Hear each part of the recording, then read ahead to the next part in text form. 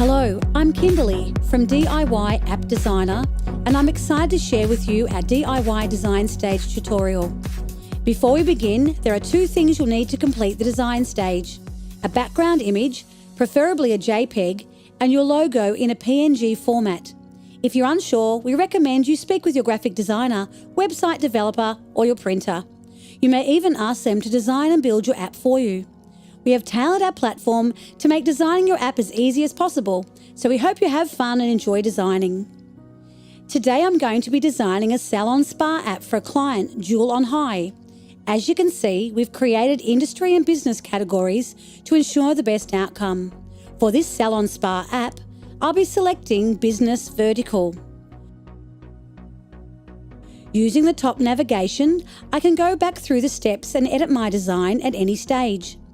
Also, located in the bottom right-hand corner is our DIY Support Centre that provides helpful information and tips throughout all stages.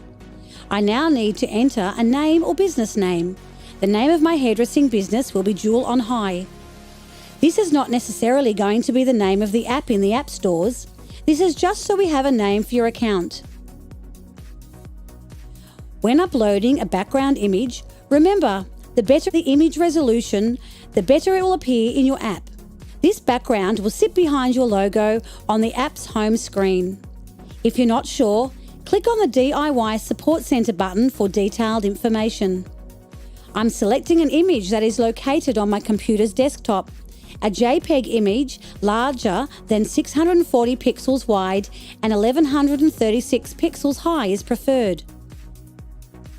Once uploaded, the click and drag function allows me to reposition my background image.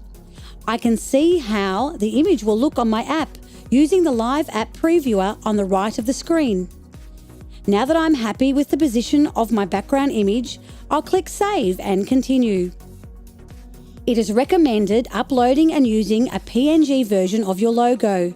PNG files can be transparent, which can eliminate any background colors from appearing. Again, I'm selecting an image from my computer's desktop. Once uploaded, I can see there is too much space around my logo. I can crop it by clicking and dragging the points around it. I can also use the toolbox to adjust the size and location of my logo. Again, I can use the app previewer to see how the logo looks on my app.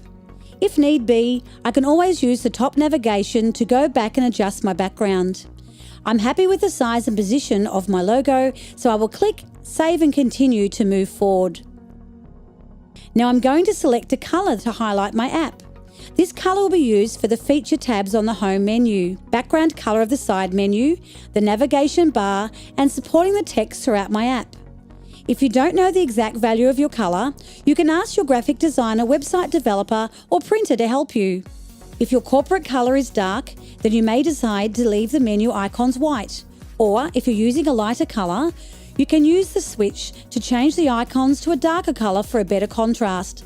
My company colour is going to be purple, so I think the white icons will look the best for the app. We have now completed the design for my app. I don't want to lose the progress I've made, so I'm going to simply create a free, no obligation account. I can come back later or continue on and finish designing my app. Remember, this is a free account in order to save my design. No credit card is required. That's it. We hope you enjoy designing your very own app using DIY AppDesigner.